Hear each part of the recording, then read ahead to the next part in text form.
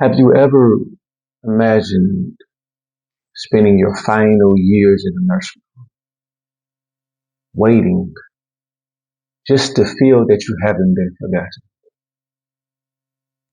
Well, I want to take you through a story of me visiting a friend of mine in a nursing home. And hopefully that through this story, you'll gain a deeper desire to want to volunteer and spend your time in the places that people have abandoned. We're going to cover my expectations when I first met my friend, how we met, our friendship, and how it built over ice cream. Also, the realization about how spiritual it is to involve oneself in small acts of kindness. So I met my friend as a neighbor. In fact, we were actually living together at some point in time. And we came to live in a situation by coincidence. I was coming into the state of Arizona, and he was a man who was suffering through the final stages of Parkinson's disease. He had spent his younger life in service of people, and he was an avid churchgoer. And the church would come to pick him up every Sunday in a big bus. You see, at this time, he was in a wheelchair. And so I had not too many expectations for our friendship, for he was an older white man, I was a younger African American man. And we had came from two different walks of life. And we had came from two different generations. But we lived in the same house, and sometimes closeness and proximity brings a person and another person closeness in the heart. So I would see him struggling with eating. I would see him struggling with getting around the house.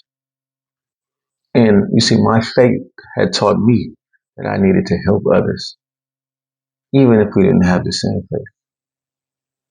So I would ask him, hey, you need a little bit of a hand here. And he had pride and he had vigor because he had came from being of service to other people. And he said, no, I don't need it. And one time I seen him fall. And this time I didn't ask. I came and I picked him up and helped him get back on his feet. And from that day on, we began to have a budding relationship, a friendship, a good understanding between two men that sometimes you don't ask for help. And sometimes you don't need a person to ask for help. Rather, you just go and you be of service. So these small acts helped us bond. And before I knew it, we would have conversations about his past and my past and his future and my future. And he would give me certain nasiha, advice about how to go about my daily life. And slowly our friendship started to build. So through these daily interactions, we began to come closer. And it was a time when I had to leave the location where we stayed in, for I was going to go get my own apartment.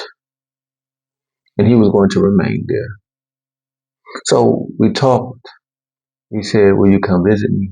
And I said, listen, you don't have to ask. He said, will you bring me some ice cream? You see, because I would always bring him a bit of ice cream when I was eating my ice cream. He loved the rainbow flavored colored ice cream.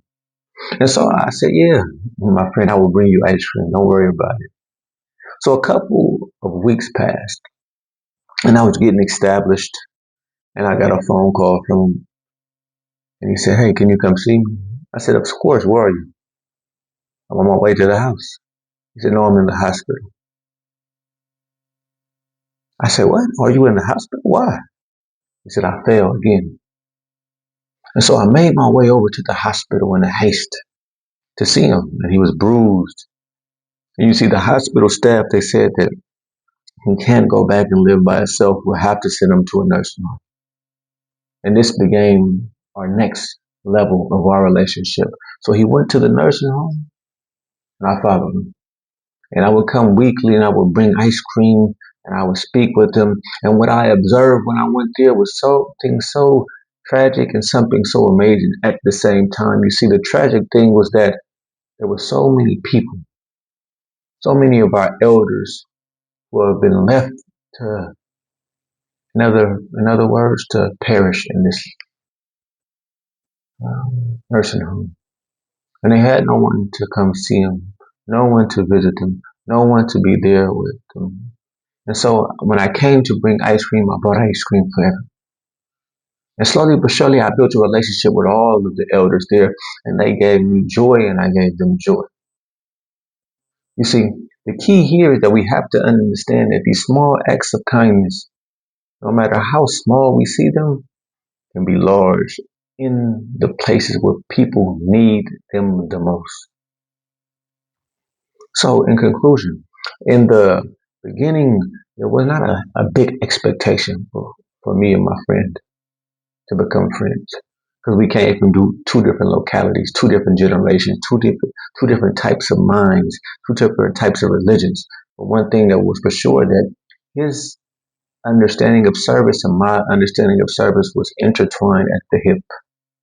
And so I became a good friend to him and he became a good friend to me. And you see, the key is that we always have to give and be of service to others. So I implore my brothers and my sisters, my colleagues, my classmates, even the instructors, the teachers who see this and who look after this, that give some time and service to those who need it most. Find a local, find a local nursing home. And even if you don't have a friend there, go make a friend there. And even if you don't have a loved one there, make someone your loved one. And even if you don't have a purpose to be there, make the people that are there your purpose. Bring them some ice cream. You see, because you can be a difference in someone's life. And you can be the reason why someone smiles. I thank you for your time. And I hope that what you've heard today has invigorated you and inspired you to be that presence in someone else's life. Thank you.